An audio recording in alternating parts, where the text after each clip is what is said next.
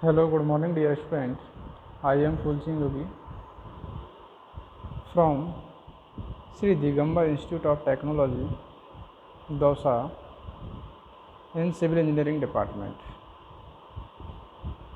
I will discuss about well irrigation in Water Resource Engineering subject in BTech 5th semester. This video number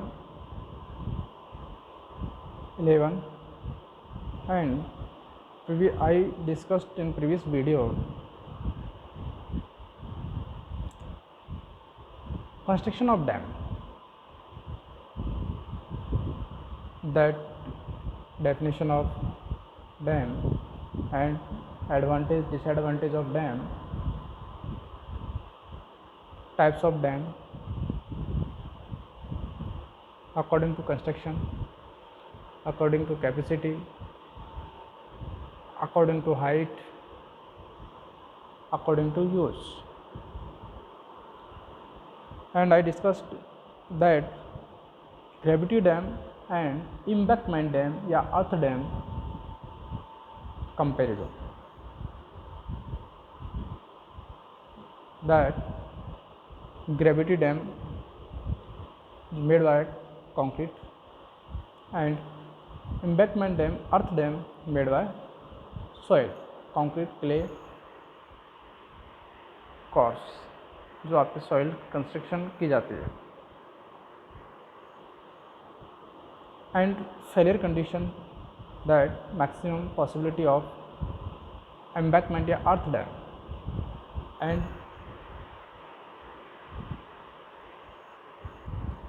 stable and gravity dam and failure condition,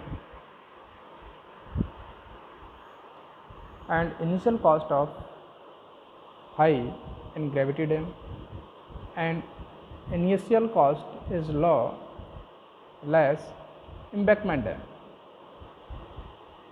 and other comparison, if maintenance cost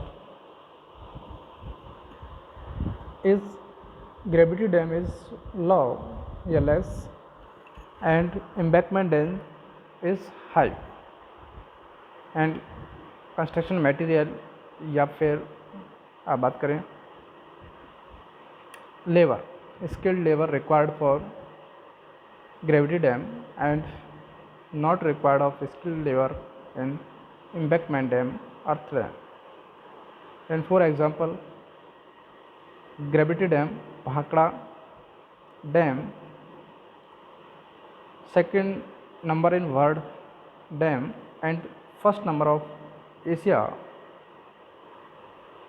in gravity dam, Bhakra, Nangal. The earth dam, in for example, in Chambal dam in Rajasthan, Karol district.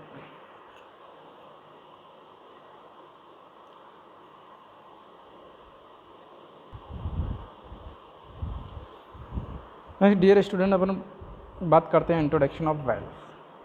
Well क्या है, introduction क्या है? It is a vertical structure dug in ground for purpose of wearing ground water to the earth surface.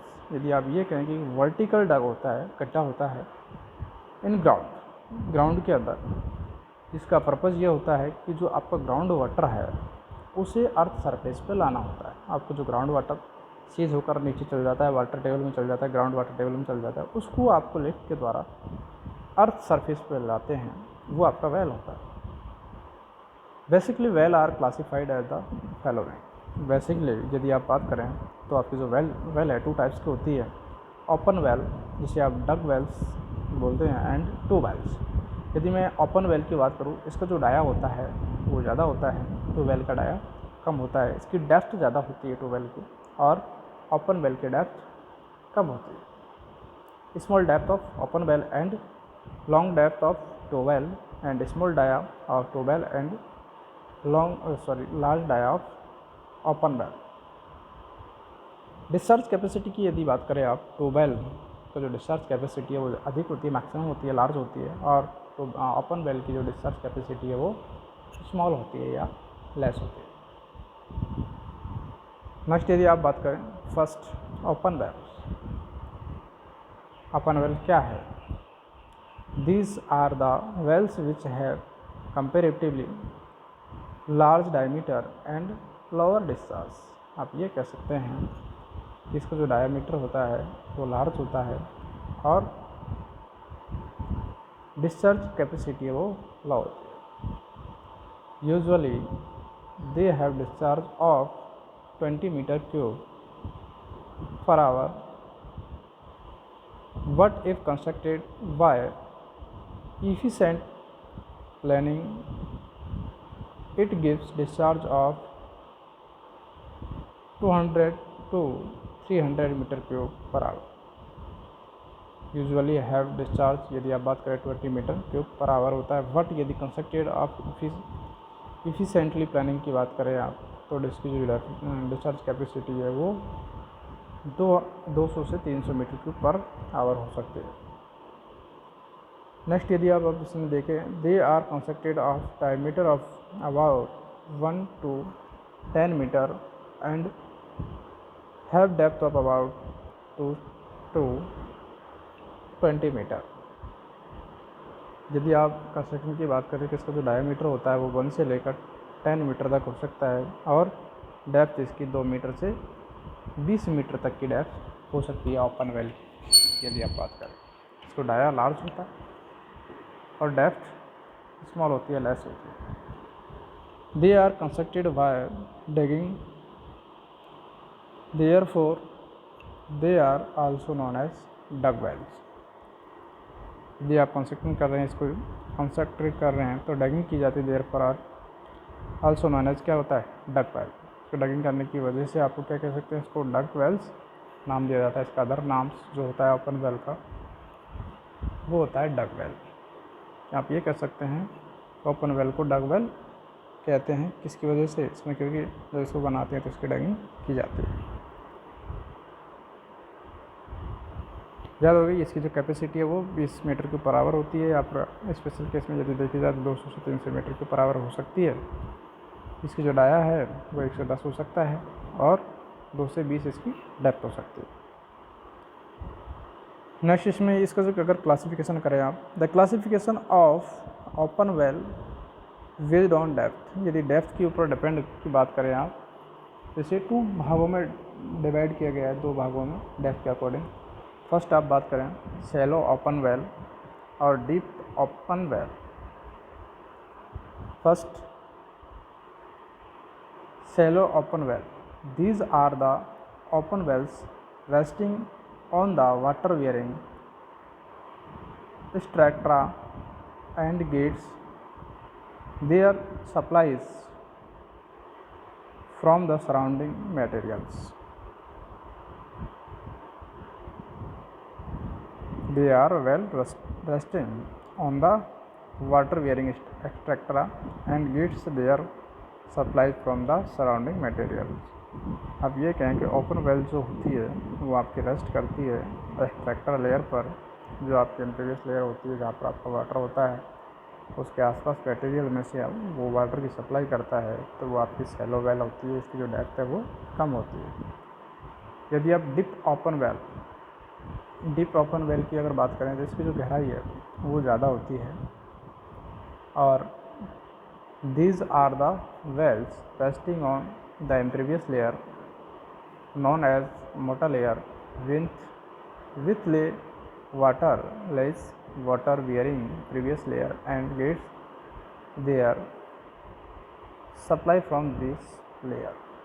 यदि आप बात करें extractor की, मैं बात कर रहा था कि कहीं पर भी रेस्ट करती है जहाँ से वो वाटर सप्लाई करती है, इम्प्रीवियस लेयरों को क्रॉस नहीं करते हो, ठीक है। डिप वेल की यदि बात करें कि आपकी ये रेस्टिंग करती है इम्प्रीवियस लेयर पर, यानी कि आपको जो वाटर की लेयर थी उससे पूरे को क्रॉस कर जाती है, और जबकि शैलो वेल ऊपर पूरे को क्रॉस नहीं करती, वो कुछ लिमिट तक छोड़ दी जाती है।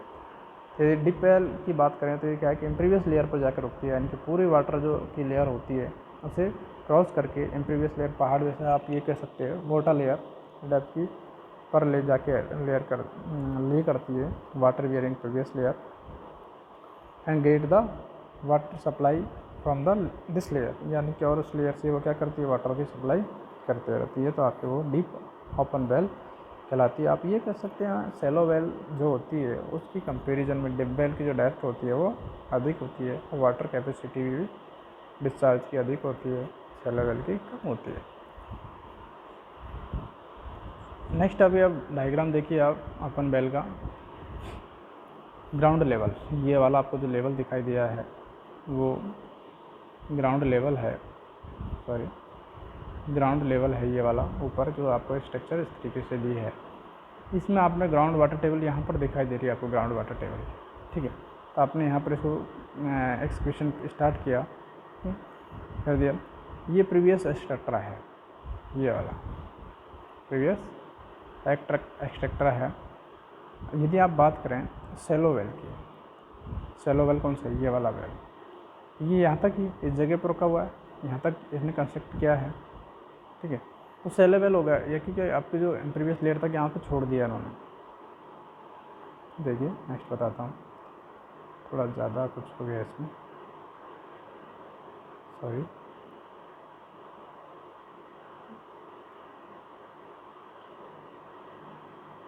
देखिए ये सेलो वेल यहाँ तक कंस्ट्रक्ट किया गया है, वो छोटा हुआ है, ठीक है।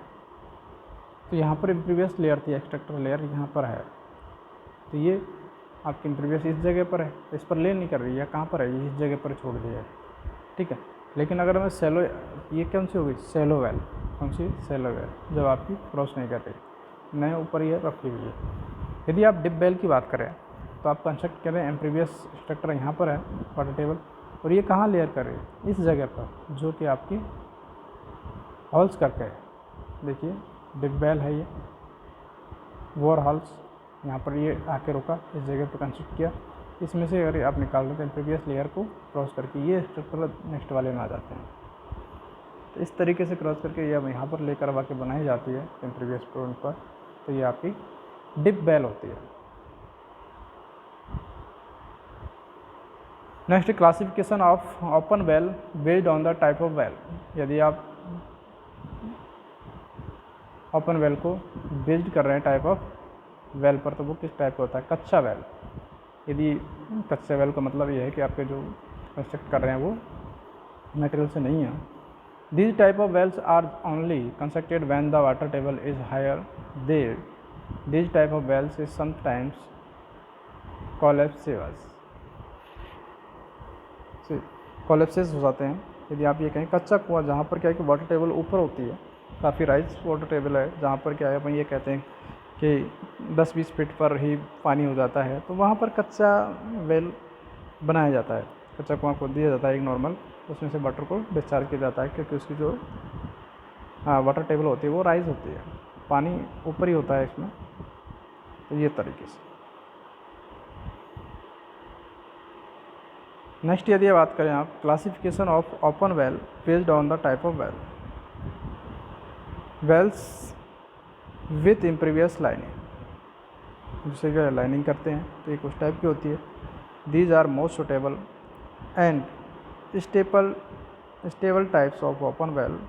आप ये कह सकते हैं कि जो सुटेबल होती है, स्टेबल कर सकते हैं आप, स्थिर अगर आपको कैनाल बनाना है जिसको काफ़ी लॉन्ग टाइम चलाना है, तो आपको क्या है लाइन करना पड़ेगा, तो आप उसे क्या कहेंगे, open well, stable type of open well कहेंगे। These are constructed by the first digging a pit then a curb which is a circular ring with surf bottom is inserted. Circular rings surf में उसे वहाँ फंसा देते हैं। आपके जो Wales बनाए आपने, कच्चा वेल बनाया, उसके अंदर क्या सर्कुलर रिंग टाइप की कंस्ट्रक्टेड डाल देते हैं, जिसकी वजह से वो लाइंड हो जाती है। Then a machinery wall up to some distance above the ground is constructed. जब आप ग्राउंड से ऊपर कुछ डिस्टेंस पर ये ऊपर क्या कंस्ट्रक्टेड करते हैं ग्राउंड से। Then a excavation processed in sinked below and machinery of the further extended and well is constructed as water entries from the bottom, they of flow is spherical। तो bottom होता है जिसमें से water क्या spherically निकलता है, entries जो होती है उसकी, वो इस तरीके से आप उसे कंस्ट्रक्टेड करते हैं, मैसनरी करते हैं उसकी सिंक विलो वाले। ये आप डायग्राम देखिए, वेल विथ प्रीवियस लाइनिंग, यानी कि आपकी ये वेल किया गया है, ब्रिक लाइनिंग यानी कि ईंटों की चनाई की गई है आपकी। ग्राउंड लेवल, ये आपका ग्राउंड लेवल रहेगा। अनसैचुरेटेड सॉइल जोन, जहाँ पर आपकी जो मिट्टी के अंदर पानी नहीं है, अनसैचुरेटेड होगा। यदि यहाँ पर अगर मैं बात करूँ तो वाटर टेबल, यानी कि इस जगह पर वाटर टेबल है, तो आपकी जो सॉइल है ये वाला, वो क्या सैचुरेटेड जोन होगा, इस सॉइल के अंदर पानी होगा। ये पानी जो वाटर है वो क्या है, इसमें से होकर जगह बना दी जाती है, तो ये पानी इसमें आता रहता है, स्पेस दिया हो जाता है यहाँ पर कर्व में, तो ये वाटर इसके अंदर फ्लो होकर यहाँ आता रहता है, स्टोर होता रहता है, और ये आने के बाद में से डिस्चार्ज आप कर सकते हैं। तो ये जो इम्प्रीवियस लेयर बनाई गई है इसकी, ये देखिए,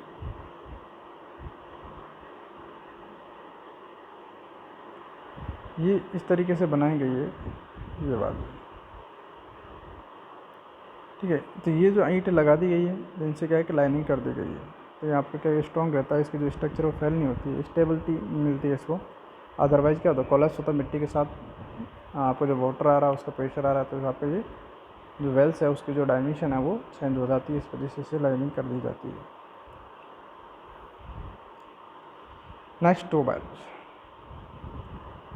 ए tube wells is a long pipe sunk in ground intercepting one और मोर वाटर वेयरिंग एक्सेट्रा। यदि आप ये कहें कि जब ट्यूबवेल बनाते हैं आप, तो आपको एक से ज़्यादा वेयरिंग एक्सट्रैक्टरा को क्रॉस करना होता है, इंटरसेक्ट करना होता है, क्योंकि इसकी जो डेप्थ होती है काफ़ी लॉन्ग होती है, इस वजह से इसे ट्यूबवेल कहा जाता है, डाया कम होता है। As compare to open well the diameter is less than about 80 to 60 mm, sorry 600 mm। आप ये कह सकते हैं 8 सेंटीमीटर से 60 सेंटीमीटर का इसका डाया होता है ट्यूबवेल का, ओनली फॉर 60 सेंटीमीटर। तो उसकी कंपेरिजन में बहुत ही कम डाया होता है इसका, तो क्या कहेंगे इसे ट्यूबवेल कहेंगे, इसकी डिस्चार्ज कैपेसिटी ज़्यादा होगी।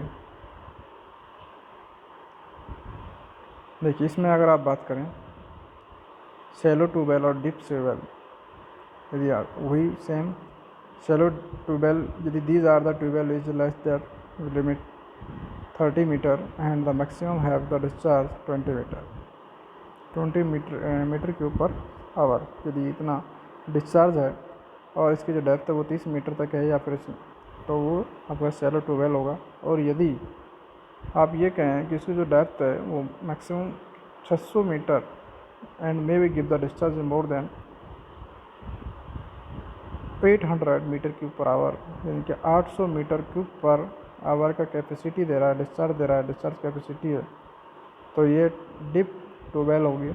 और यदि बीच दे रहा है तो वो शैलो ट्यूबवेल। इस तरीके से इनका क्लासिफिकेशन किया जाता है।